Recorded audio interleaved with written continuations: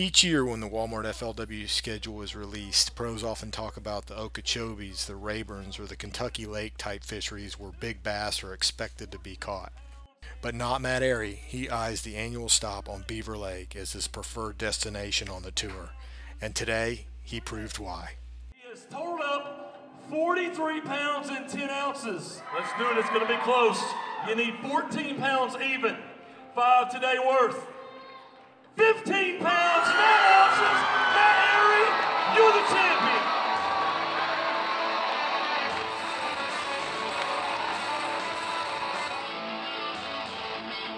$125,000 richer for the first time FLW Tour champion, Matt Arey.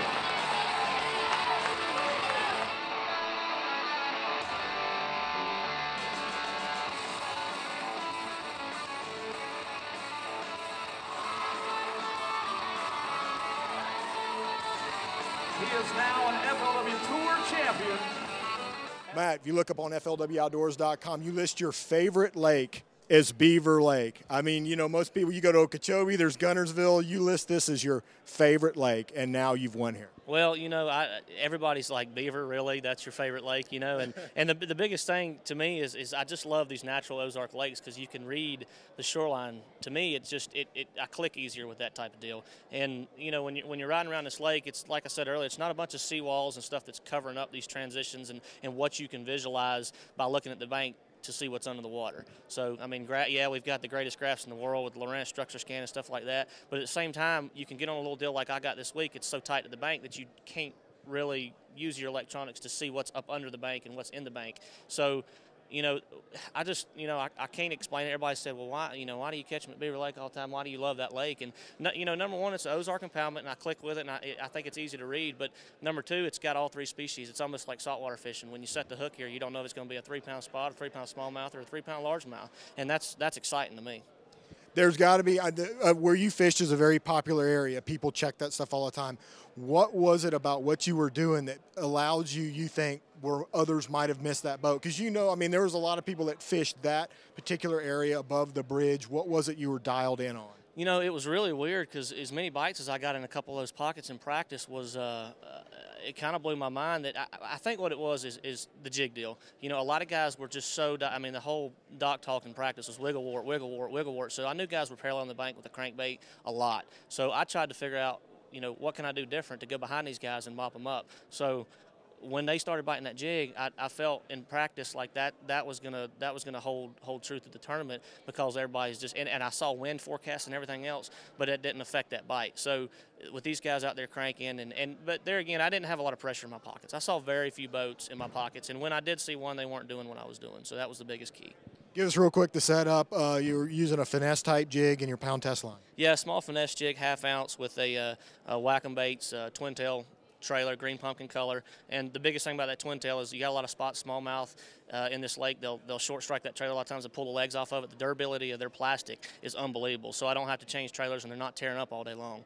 My rod is a Kisselcraft's custom built rod, best custom built rods on the planet. And he specs all my rods out to exactly the way I want them. And I mean, the rod I was using, in my opinion, is my finesse jig rod. It's a 7'3" medium heavy rod. My line, I was using a 7-1 gear ratio reel with a 15-pound fluorocarbon, and the P-line fluorocarbon hands down is the strongest fluorocarbon on the planet. You know, I was dragging across rocks all week, and you know, I frayed my line quite a bit, and you know, I just didn't have to retie as many times as normal people would. Even got a 30-pound catfish in today? Oh man, yeah, I had one thump that jig today, and I thought it's over right now, you know. And about 5 seconds later, I figured out there's no way this is a bass. And yeah, it was about a 30-pound flathead, so that was fun. But Andy, that was an impressive performance. I know you saved the best for last. You were hoping for a stumble, for the door to be left cracked open. You were bringing everything you had. Arey held you off. He really did. I mean, we put the pressure on him. There's several guys here that did, and it was really kind of falling apart for me, and I knew that going through the day. And I'm like, why? I'm catching a bunch of little bitty fish. Why is this? Why am I not catching any good ones? The last hour of the day, I started catching them. The last 20 minutes of the day, I catch 2 5-pounders. Before I went in, I'm catching one every throw. 3 casts in a row, and I looked and I said, we got to go, and I idled in with a minute left.